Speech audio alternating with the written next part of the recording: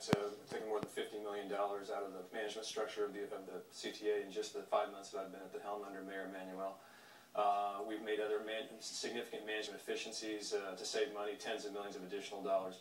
And I think CTA now has the leanest management structure in its history in terms of management to supervisor to employee ratio. You've cut how many in upper management? We just laid off 200 people recently as part of the latest cuts. We did some cuts this summer as well.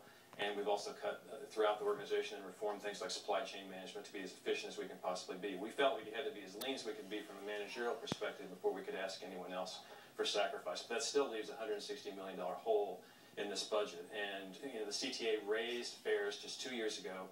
There were deep service cuts, including an 18% cut in bus service just a year ago, with 1,100 layoffs. And we felt it was incumbent upon us to look to every single source of revenue before we went back to the customers again, or laid off our hardworking employees and taken their jobs away from them, and more important, the service that comes with that. How much are you asking the unions to fill in that $160 million?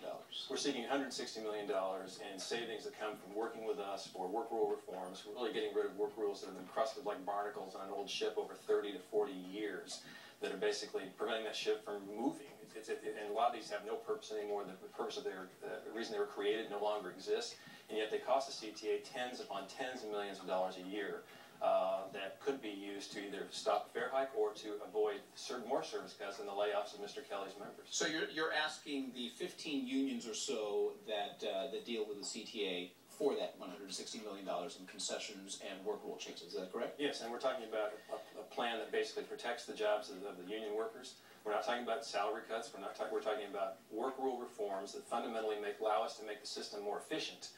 These work rules benefit a small number of people, but they cost a great deal. Robert Kelly, as I mentioned, you represent the largest number of CTA unionized workers.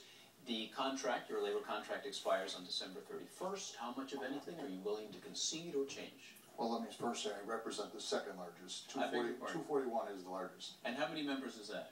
They have approximately 5,000 bus drivers. I represent the rail side. I didn't mean to put you in first place. I don't mind. This is not about how much we can concede now.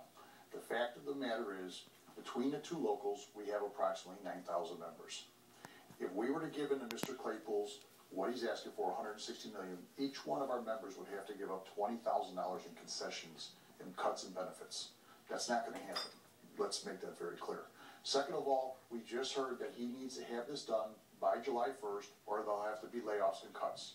That's not accurate either, because today my employees received layoff notices.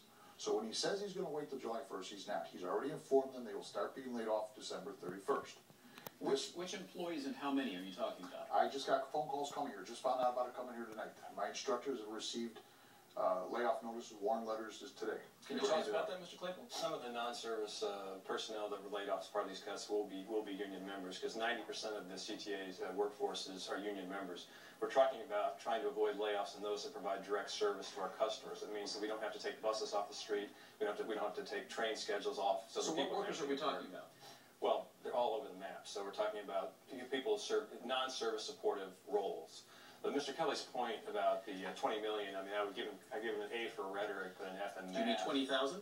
Well, he says, yes, he says 20,000 per employee. I guess I give him a, an A for rhetoric, but an F for math, because it's extremely misleading. With the exception of overtime, we do want to cut excessive overtime. A lot of these work rules drive unnecessary overtime, and those are tens of millions of dollars. So if someone's benefiting from a lot of overtime, they would see some reduction in their overtime, not their salary. But most of the savings is because we have to layer on redundant layers of employees, one after another, for functions that elsewhere are done by one person. And we would work with Mr. Kelly to assure that we would gain those savings through these work reforms through attrition, not layoffs. So we're trying to protect jobs. These monies do not come out of the pockets. He's making it seem as if somehow their salaries are being reduced. That is not the case. Well, Robert Kelly, some of these work rules have been put out there, and perhaps by the CTA in order to garner some sympathy or support. But they would seem a little outlandish to those in the private sector or those in other jobs. For example, some employees get birthdays off with pay. It takes 3 laborers to change a bus tire per union rules. 2 to park a train, 1 to drive it into the yard, one to drive it into the garage. Bus and rail workers convicted of DUI stay on the payroll for 6 months as they wait to get their licenses back.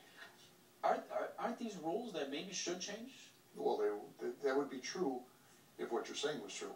Are they not true? You want true? to talk about the rhetoric? I mean, Mr. Claypool... Are these not actual work rules? No, absolutely not. Mr. Claypool gets an A for BS and an F for telling the truth here. Here's the reality of it. We don't have... Throwing around a lot of letters there. Well, the reality is what it is. I mean, what he's saying and what these archaic rules and stuff rules, none of them are true. We don't have... He started with absenteeism. What we did find out Friday is there is an absenteeism problem. I give him credit for telling the truth on that. But what we found out, the problem is in management. Through a FOIA request, we found out that management, grade H and above, have taken 8,803 days off in the last 32 months. They get paid. When my people go off sick, they don't get paid. So there is a problem. We know now what it is. And when you say absenteeism, what's being put out there is that the average employee, union employee, misses 19 unscheduled days per year. An absenteeism that's costing $40 million a year. Forrest Claypool, Mr. Kelly seems to think that none of this or some of it seems to be false. Well, the absenteeism information was on the front page of the Chicago Tribune as part of an investigation, so Mr. Kelly can take it up with the Chicago Tribune, not me. And those aren't my figures, that's Chicago Tribune's. And he doesn't tell you, again, his math, he gives you those numbers, but he doesn't tell you that averages out for a management employee 4.5 days last year versus the 21 for his union members. And again, I don't want to, the point is the vast majority of his members, all our employees work hard. The vast majority show up every day, provide extraordinary customer service in very difficult jobs. We're trying to eliminate work rules that allow a small minority to game the system for huge money at the expense of everyone else. Are you trying to garner support by putting some of this information out, or either whoever's putting it out, either investigations through the Chicago Tribune or through your office, and are you union busting here? Are you trying to get to that point as some of the unions are? Yeah, that's silly. In fact, I was criticized roundly by the same Chicago Tribune on their editorial this week because I was not putting privatization on the table. As I told them we would not be we would oppose privatization of bus and rail services. That was not part of what we were seeking. We're seeking just common sense work rule reforms so that we can make it be as efficient as we can be, save the jobs and benefits and retirement pay of our workers, but more importantly, protect the service that so many people rely on to get to work, to get around the neighborhoods, especially in this economy when people are living from paycheck to paycheck. Now, as I mentioned, your contract is up on December 31st. Have the two of you or your respective representatives started talking, negotiations? No, not one conversation regarding the contract. It will come. There are ways we do this, but there has been none yet. And part of the reason has been Mr. Claypool has taken this to the media. You're absolutely right when you say he's union busting. He's never once come to us or even said, Bob, can we sit down and talk about this? Here's what I want to propose. Never. Everything I have found out has come through the media. Given their shortfall, what do you propose? Well, first of all, it's not my job to balance their budget. We have had shortfalls at CTA of $100 million year after year after year, and they somehow find a way to balance the budget. It is not my job to balance their budget. If you want me to balance their budget, they need to get rid of all the people who can't do that. For an example, Mr. Claypool says when we work our birthday, we get 2.5 times rate. We don't. If a guy is working, he's getting paid 8 hours, and he works on his birthday, he gets an additional 8. If you do the math, that's not 2.5 times.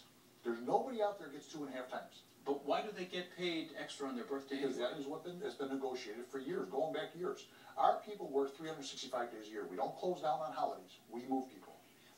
Where else, though, would somebody get paid extra to work on their birthday? There's a lot of companies that pay people like that. Do I know which ones? No. Can you tell me there's not? Can the public sector afford a benefit like that, or a perk like that? Well, the better question is, can we afford to give an elite select group of people a pension, as was put in today's Crane Chicago paper, who didn't even work 20 years? Every one of my employees must work at least 25 years to get a pension.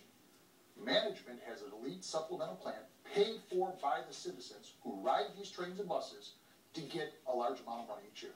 Well, let me ask you about the pension that Mr. Kelly has just brought up. He's referring to Teresa Mintle, who is now Mayor Rahm Emanuel's chief of staff. Up until April, she was the chief of staff of former CTA board president Carol Brown. While she was there, she benefited from and perhaps even arranged to change rules so that she would get a $65,000 a year pension at reaching 65. She's still a young woman at 47. Usually they have to work 11 years. She only worked 8 years. Today she said that she would not take it. But